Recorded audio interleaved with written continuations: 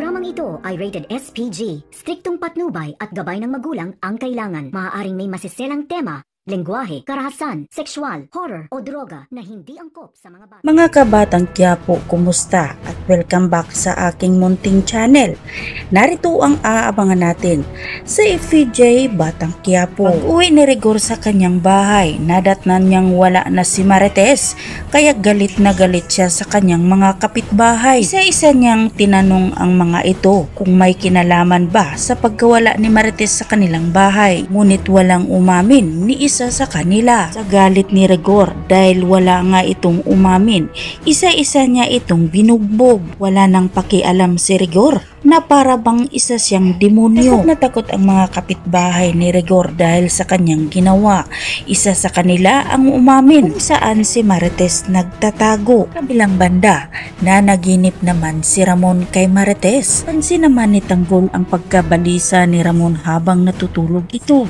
Kaya dali-dali niya itong ginising. Yung sinabi kay Tanggol na kailangan na nilang puntahan at iligtas si Marites dahil may kutob siyang may gagawin si Rigor na hindi maganda kay Marites. Tapos na ang mag-ama.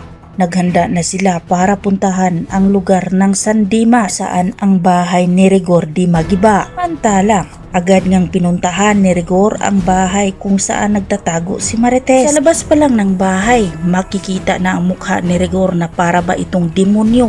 Natakot naman si Marites at ang kapitbahay niyang tumulong sa kanya. Nagsisigaw si Rigor sa pangalan ni Marites. Galit na galit ito dahil nagtangka ngang tumakas si Marites. Lumapit siya kay Marites at sinasaktan niya ito.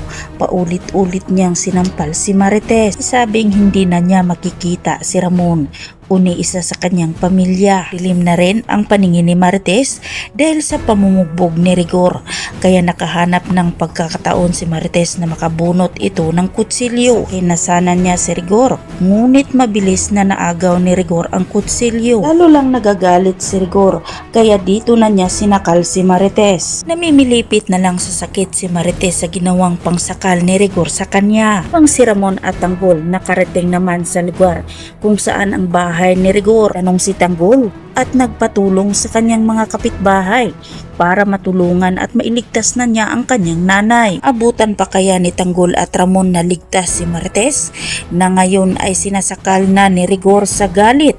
Yan ang ating pakatutukan at abangan mga kaibigan dito lang sa FPJ Batang Quiapo. At huwag po sana niyong kalimutan na i-like, i-share at pahingin na rin ng isang subscribe. Maraming salamat.